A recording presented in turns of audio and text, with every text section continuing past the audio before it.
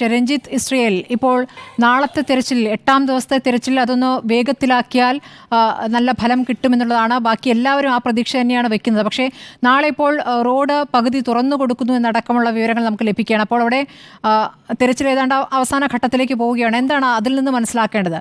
Road തുറന്നു കൊടുക്കുകയാണ് നാളെ? എല്ലാം എത്രയും പെട്ടെന്ന് വേഗത്തിൽ നടക്കുന്നതാണ് എൻ്റെ അഭിപ്രായം. നൈറ്റ് സെർച്ച് ചെയ്യാൻ ഞങ്ങൾക്ക് റെഡിയാണ്. സന്നദ്ധ പ്രവർത്തക മലയാളി അവരുമുണ്ട്. ഇതിനകത്ത് ഈ JCB ഓപ്പറേറ്റേഴ്സ് അല്ലെങ്കിൽ ഈ ട്രക്ക് ഡ്രൈവേഴ്സ് ക്ഷീണമാണെങ്കിൽ പകരം ഓടിക്കാൻ പറ്റിയ ആൾക്കാർ ഈ കേരളത്തിൽ നിന്ന് ഒരുപാട് സന്നദ്ധ പ്രവർത്തകരോട് ഉണ്ട്. നൈറ്റ് സെർച്ച് ചെയ്യണമെന്ന് തന്നെയാണ് എൻ്റെ ആവശ്യം. ഇപ്പുറത്തുള്ള ഗ്രൗണ്ട് ഇപ്പോഴും ഞാൻ വിശ്വസിക്കുന്ന ഗ്രൗണ്ട് ആ പുഴയോട് ചേർന്ന് നടക്കുന്ന ഗ്രൗണ്ട് അവർ സർഫസിൽ കാണുമെന്നുള്ള എൻ്റെ പ്രതീക്ഷ. കാരണം പുഴയിൽ ഇത് സ്റ്റോപ്പായിട്ടേ ഇല്ല. 1ാം ദിവസം മുതൽ 7ാം ദിവസം വരെ തുടർച്ചയായിട്ട് കണ്ടിന്യൂ ചെയ്തുകൊണ്ടിരിക്കുകയാണ് ആ നദിയിലുള്ള സെർച്ച്. നേവി യൂണിറ്റും നേവി സോണാർ ഞാൻ എപ്പോഴും പറഞ്ഞു ഏറ്റവും പറ്റുമെങ്കിൽ ഏറ്റവും നല്ല എക്യുപ്മെൻറ്റ് കുറച്ചും കൂടെ ഹൈ ആയിട്ടുള്ള സോണാർ വെള്ളത്തിൽ ഉപയോഗിക്കുന്ന സൗണ്ട് നാവിഗേഷൻ റേഞ്ചിങ് സിസ്റ്റം അതുകൊണ്ട്. രഞ്ജിത്ത്, ഒരു സംശയം, ഈ പുഴയിലെ തിരച്ചിൽ ഏത് ഭാഗം വരെയാണ് ഇപ്പോൾ നടക്കുന്നത് രഞ്ജിത്ത്? ഇപ്പോൾ ടാങ്കറിന്റെ ഭാഗങ്ങൾ കണ്ടുകിട്ടിയത് 7 കിലോമീറ്റർ അപ്പുറത്താണല്ലോ. അപ്പോൾ അത്ര ദൂരേക്കൊക്കെ തിരച്ചിൽ പോയിട്ടുണ്ടോ? 7 കിലോമീറ്റർ ഇവർ കടൽ വരെയൊക്കെ പോയെന്നാണ് പറഞ്ഞത്. കടൽ വരെയൊക്കെ പോയെന്നാണ് എന്നോട് പറഞ്ഞത്. 10 കിലോമീറ്റർ ഉള്ളൂ ഇവിടുന്ന് കടലിൽ പോകാൻ. പിന്നെ ഉള്ളതെന്ന് വെച്ചാൽ ഈ ടാങ്കറിൻ്റെ വ്യത്യാസമാണ്. ടാങ്കറിൻ്റെ ഇതെന്ന് പറഞ്ഞാൽ ഏറും ഇതുമാണ് എപ്പോഴും പൊങ്ങി കിടക്കത്തുള്ളൂ. ഒരിക്കലും താന്നു പോകത്തില്ല, പൊങ്ങി തന്നെ കിടക്കത്തുള്ളത്. പിന്നെ ട്രക്കിൻ്റെ ഇത് ക്യാബിനൊക്കെ അത് വെള്ളത്തിൽ പൊങ്ങി വരേണ്ടതിനാണ്. ട്രക്ക് അങ്ങനെ പോയിട്ടുണ്ടെങ്കിൽ അതിൻ്റെ വെള്ളത്തിൽ തന്നെ ഉണ്ടെങ്കിൽ പൊങ്ങി വരേണ്ടത് കഴിഞ്ഞു. പിന്നെ വുഡിൻ്റെ ലോക്സൊക്കെ തീർച്ചയായിട്ടും കാണാൻ പറ്റും. പിന്നെ ഈ മൊബൈൽ 2 തവണ റിങ് ചെയ്ത് അത് സയൻറ്റിഫിക്കായിട്ട് പ്രൂവ് ചെയ്തിട്ടില്ല. അടുത്തുള്ളവർ ചോദിച്ചപ്പോൾ 2 തവണ അത് റിങ് ആയെന്ന് പറഞ്ഞു. അത് വീണ്ടും അടുത്ത് ചോദിച്ചപ്പോൾ റിങ് ആയെന്ന് തന്നെ പറഞ്ഞു 2 ദിവസം. അതുകൊണ്ട് ഇപ്പോഴും ലാൻഡ് ഒന്നെങ്കിൽ ഇത്ര നേരം ചെയ്തുകൊണ്ടിരുന്ന ഇടത്ത് അതിൽ കുറച്ച് ശതമാനമാണ് തീരാനുള്ളത്. ബാക്കിയുള്ള ഇപ്പോഴത്തെ ലാൻഡ് ഈ ലാൻഡ് സർഫസിൽ തന്നെ ഉണ്ടാകുന്നതിനാണ് പൂർണ്ണമായിട്ട് പ്രതീക്ഷിക്കുന്നത്. ലാൻഡ് ഏരിയ തന്നെ ഉണ്ടാകുന്നതിനാണ് പൂർണ്ണമായിട്ട് പ്രതീക്ഷിക്കുന്നത്. എത്ര 40 ടണ്ണ് ട്രക്കാണത്. അത് അങ്ങനെ ഒരു ഗിയറിലിട്ട് സ്ഥലം ഇറങ്ങി അപ്പുറമേ പോയി വീഴാനുള്ള ചാൻസ് ഉണ്ടത്. ഈ 2 സ്ഥലവും നമ്മൾ GPS ലൊക്കേറ്റ് ചെയ്ത ഈ ഏരിയയിലും കൂടുതലും ഏറ്റവും ഡെബ്രിസ് ഏറ്റവും സെഡിമെന്റ് കിടക്കുന്ന പക്ഷേ ഈ പുഴയോട് ചേർന്ന സ്ഥലത്താണ്. കുറവ് ഇപ്പുറത്തെ ഈ വശം തന്നെയായിരുന്നു. പക്ഷേ സൈന്യം എന്തുകൊണ്ടാണ് കരയിലില്ല എന്ന് പറയുന്നത് രഞ്ജിത്ത്? ഇപ്പോൾ പറയുന്ന കരയിൽ എന്ന് തന്നെ ഇപ്പോഴും ഉറപ്പിക്കുമ്പോൾ സൈന്യം എന്തുകൊണ്ടാണ് കരയിലില്ല എന്ന് പറയുന്നത്? അങ്ങനെയെങ്കിൽ നാളെ സൈന്യം കരയിൽ തിരച്ചിൽ നടത്തില്ലല്ലോ. ഇല്ല, എനിക്ക് ആവശ്യം കരയിലും വെള്ളത്തിന് പൂർണ്ണമായിട്ട് സെർച്ച് ചെയ്യുന്നതാണ്. ഇപ്പം നമ്മൾ വെള്ളത്തിലെ സെർച്ച് ഞാൻ കണ്ടക്ട് ചെയ്യുന്നില്ല. വെള്ളത്തിൽ സെർച്ച് ആൾറെഡി നടന്നുകൊണ്ടിരിക്കുക, പാരലായിട്ട് നടന്നുകൊണ്ടിരിക്കുക. അതാരും സ്റ്റോപ്പ് ചെയ്യുന്നില്ല. സ്റ്റോപ്പ് ചെയ്യണമെന്നോ ഞാനൊന്നും പറഞ്ഞിട്ടില്ല. അഡ്മിനിസ്ട്രേഷൻ ഒന്നും പറഞ്ഞത്. അതിൻ്റെ ഭാഗം നേവിയും NDRF യൂണിറ്റ് ദിവസം ബോട്ട് മാധ്യമപ്രവർത്തനം അങ്ങോട്ട് വേണ്ടി പോയി അവർ സെർച്ച് ചെയ്യുന്നുണ്ട്.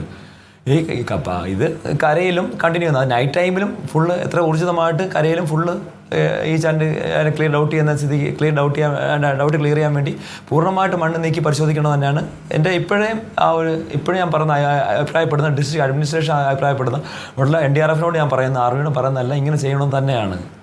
ഈ രാത്രി തിരച്ചിൽ വേണമെന്ന് രഞ്ജിത്ത് ആവർത്തിച്ചു പറയുന്നുണ്ട് അല്ലെ? എല്ലാ രക്ഷാപ്രവർത്തനം ആ രൂപത്തിൽ തന്നെ രാത്രിയും പകലും ഇല്ലാതെയാണ് നടക്കാറ്. പക്ഷെ എന്തുകൊണ്ടാണ് ഇവിടെ 6:00 തന്നെ എല്ലാം കെട്ടിപ്പൂട്ടി മടങ്ങുന്നത്?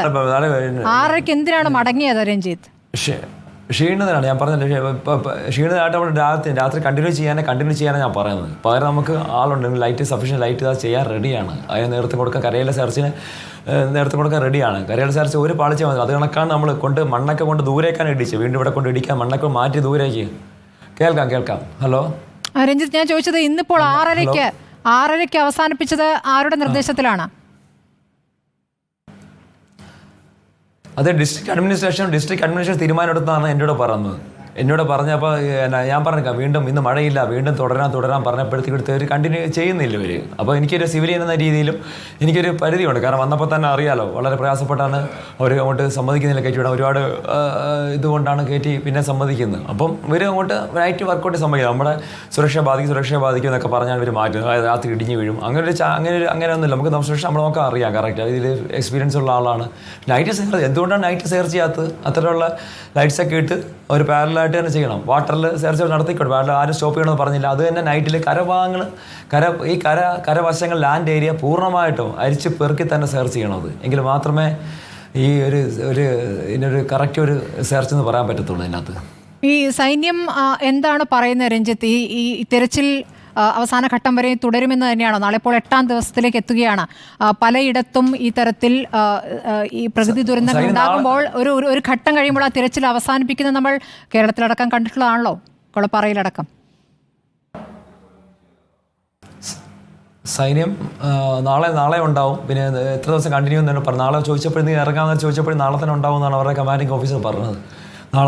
നാളെ ഉണ്ടാവും. വേറെ കാര്യങ്ങളൊന്നും വന്നിട്ട് എനിക്ക് കൊണ്ടുവന്ന റഡാർ അത്ര എനിക്ക് അത് ഒരു പവർഫുൾ റഡാറാണെന്ന് എനിക്ക് തോന്നുന്നില്ല. എൻ്റെ ഒരു അഭിപ്രായത്തിൽ പവർഫുൾ റഡാറാണെന്ന് തോന്നുന്നില്ല. കാരണം നമുക്ക് വേണ്ട റഡാറെന്ന് വെച്ചാൽ അതേ ഹൈലി മെറ്റൽ പെട്ടെന്ന് എത്ര വിനീതിലും പോകുന്ന റഡാർ സിസ്റ്റം ഇന്ത്യക്കുണ്ട്. DRDOയ്ക്ക് ഡിഫൻസ് റിസർച്ച് ആൻഡ് ഓർഗനൈസേഷൻ കൊണ്ടെന്നാണ് വിശ്വസിക്കുന്നത്. അതിന് ഡിഫൻസിന് കൊടുക്കുന്ന ആരംഭിക്കില്ല. അപ്പോൾ കുറച്ചുകൂടെ പവർഫുൾ ആയിട്ടുള്ള റഡാർ, ഹൈ പെനിട്രേറ്റിംഗ് റഡാറാണെന്ന് എനിക്കത് തോന്നുന്നില്ല. എൻ്റെ ഒരു അഭിപ്രായത്തിൽ എനിക്ക് തോന്നുന്നില്ല. അത് സംസാരിച്ചിരുന്നോ?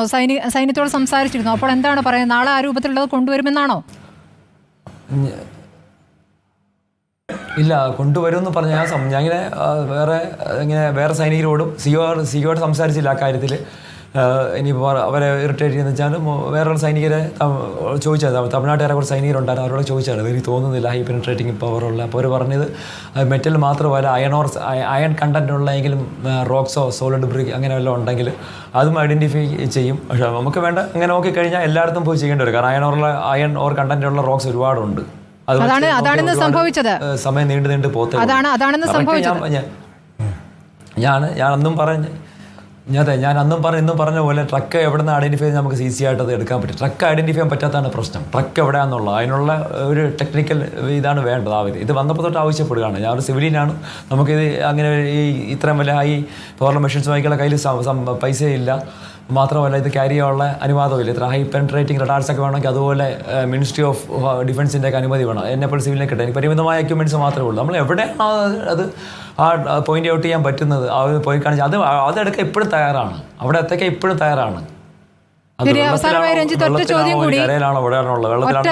ചോദ്യം കൂടി. രഞ്ജിത്ത്, വന്ന ഘട്ടം മുതൽ പോലീസിന്റെ തടസ്സപ്പെടുത്തലുകളൊക്കെ തുടരുകയാണ്. ഇന്നിപ്പോൾ കോഴിക്കോട് നിന്നുള്ള സംഘത്തെയും തടയുന്ന സാഹചര്യമുണ്ട്. രഞ്ജിത്തിന് ഇന്നും അത്തരത്തിലുള്ള അനുഭവം ഉണ്ടായോ? എന്തുകൊണ്ടാണ് ഈ ജനപ്രതിനിധികളടക്കം അവിടെ വന്നിട്ടും അവരുടെ ഒരു സാന്നിധ്യം ഉണ്ടായിട്ടും പോലീസ് ഇങ്ങനെ പെരുമാറുന്നത്? അത് ഞാൻ കെയർ ചെയ്യുന്നില്ല. അവർ തടയുകയോ തള്ളി മാറ്റുകയോ അല്ലെങ്കിൽ നാളെ തല്ലുകയോ അതൊന്നും ഞാനത് വിഷയമാക്കുന്നില്ല. എങ്ങനെ ട്രക്ക് ട്രേസ് ഔട്ട് ചെയ്യാനാണ് വന്നത്. ട്രക്ക് ട്രേസ് ചെയ്യാൻ മാത്രമേ അർജുനെ വേണ്ടി അർജുനെ നമുക്ക് എടുക്കാൻ പറ്റുള്ളൂ. അതുകൊണ്ട് ട്രക്ക് എത്ര ട്രേസ് ചെയ്യുന്നത് അതിനിടയ്ക്ക് ഇങ്ങനെ ഇൻ്റർഫിയറൻസ് വരും. അതുകൊണ്ട് നമ്മൾ തളരുന്നില്ല. അല്ലെങ്കിൽ എന്തെങ്കിലും ഈ കാലാവസ്ഥ കൊണ്ട് തളരുന്നില്ല, അല്ലെങ്കിൽ മഴ കൊണ്ട് ഈ പ്രതികൂല കാലം തളരുന്നില്ല. നമുക്ക് എത്രയും പെട്ടെന്ന് അത് ട്രേസ് ഔട്ട് ചെയ്യാനാണ് നോക്കുന്നത്. ഇപ്പോഴും ഞാൻ പറഞ്ഞല്ലോ, ഇപ്പോൾ ഒരു ടെക്നോളജിക്കൽ എഫിഷ്യൻസി ഇവിടെ ഉണ്ട്. ആ ടെക്നോളജി ഒരു കറക്റ്റ് ടെക്നോളജി ആ ലെവലിൽ കിട്ടിക്കഴിഞ്ഞാൽ ഇത് എത്ര പെട്ടെന്ന് ഞാൻ വന്ന ദിവസം തന്നെ നമുക്ക് പെട്ടെന്ന് തന്നെ ഇത് ഫൈൻഡ് ഔട്ട് ചെയ്യാമായിരുന്നു ട്രക്ക്. ശരി രഞ്ജിത്ത്, നമുക്ക് 8ാം ദിവസത്തെ പ്രതീക്ഷയോടെ കാണാം. 3ാം ദിവസം കിടക്കുന്നു. നാളെ വീണ്ടും കാണാം. 8ാം ദിവസം പ്രതീക്ഷയോടെ കാണാം. ഇപ്പോൾ അർജുൻ മാത്രമല്ല, അർജുൻ അടക്കം 4 പേരെയാണ് ഇനി കണ്ടു കിട്ടാനുള്ളത്. ഇന്ന് അർജുന്റെ അമ്മ മാധ്യമങ്ങളെ കാണുമ്പോൾ പറഞ്ഞിട്ടുള്ള ഒരു പ്രധാനപ്പെട്ട കാര്യം, അർജുന് വേണ്ടി ശബ്ദമുയർത്താൻ ഇതാ കേരളത്തിൽ നിന്ന് ഇത്ര വലിയ സംഘം തന്നെ അങ്ങോട്ട് എത്തിയിരിക്കുന്നു. അത്രയും പിന്തുണയുണ്ട് കേരളത്തിൽ നിന്ന്, മലയാളികളുടെ പിന്തുണയുണ്ട്. പക്ഷെ അങ്ങനെ പിന്തുണയില്ലാതെ തമിഴ്നാട്ടിൽ നിന്നടക്കം വന്ന ആ ഹോട്ടലിൽ, ലക്ഷ്മണന്റെ ഹോട്ടലിൽ ജോലി ചെയ്തിരുന്ന ഒരു തൊഴിലാളിയെ കാണാതായിട്ടുണ്ട്. അയാളുടെ കുടുംബം അവിടെ നിന്ന് കരഞ്ഞ് ഇവർക്കൊപ്പം തന്നെ കൂടി, ജിത്തിന് അടക്കമുള്ളവർക്കൊപ്പം കൂടി ഞങ്ങളെ കൂടി ഒന്ന് സഹായിക്കൂ എന്ന് കരഞ്ഞപേക്ഷിക്കുന്നു.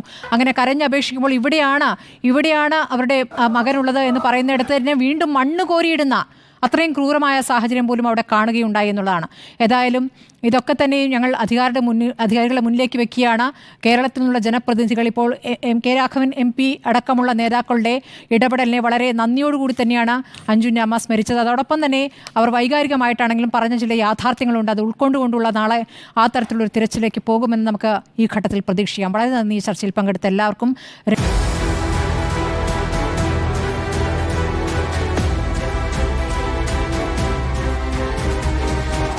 Debate with Smriti Parithikad.